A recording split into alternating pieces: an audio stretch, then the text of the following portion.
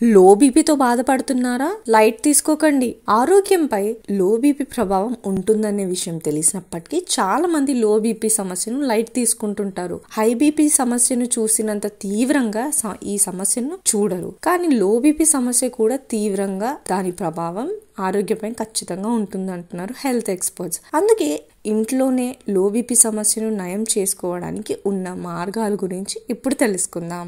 Low BP సమస్య అనేది చాలా మందికి ఉంటుందట, కానీ తమలో లో బీపీ సమస్య ఉందని గుర్తించడంలోనే చాలా మంది విఫలమవుతుంటారు. కానీ అదే తాము చేస్తున్న అసలైన పొరపాటు అనే విషయం చాలా మందికి తెలియదు. లో బీపీ రావడానికి గల కొన్ని కారణాలతో పాటు లో బీపీ సమస్యను నయం చేసుకునేందుకు ఉపయోగపడే హోమ్ రెమెడీస్ గురించి ఇప్పుడు తెలుసుకుందాం. కారణాలు: డీహైడ్రేషన్ సమస్య. శరీరానికి తగినంత నీరు అవసరం. శరీరంలో నీటి శాతం తగ్గినప్పుడు రక్త సరఫరాలో అవంతరాలు ఏర్పడతాయి. రక్తనాళాల ద్వారా రక్తాన్ని పంప్ చేసేందుకు గుండె ఎప్పటికంటే ఇంకొంత ఎక్కువ శ్రమించాల్సి ఉంటుంది. దీనితో లో బీపీ సమస్య తలెత్తుతుంది. గర్భం. ప్రెగ్నెన్సీ సమయంలోనూ లో బీపీ సమస్య రావడం అనేది సర్వసాధారణం.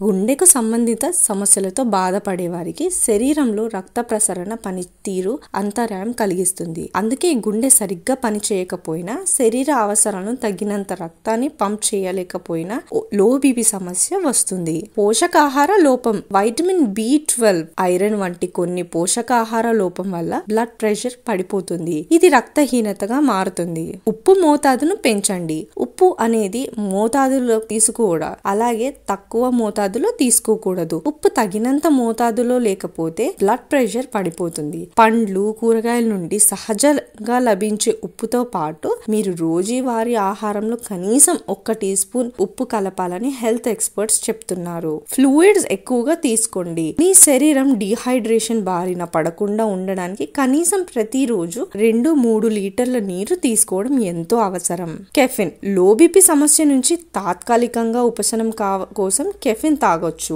ఎందుకంటే కెఫిన్ ని మీ రక్తపోటు పెంచుతుంది. లో బీపీ నుంచి ఉపశమనం పొందాలంటే కెఫిన్ తో రిస్క్ నుంచి బయటపడవచ్చు. మరియు తులసి ఆకులు. తులసి ఆకుల్లో పొటాషియం, మెగ్నీషియం, వైటమిన్ C పుష్కలంగా ఉంటుంది. యూజినల్ అనే యాంటీ ఆక్సిడెంట్ ఉంటుంది. ఇది రక్తపోటును నియంత్రించడంలో ఉపయోగపడుతుంది.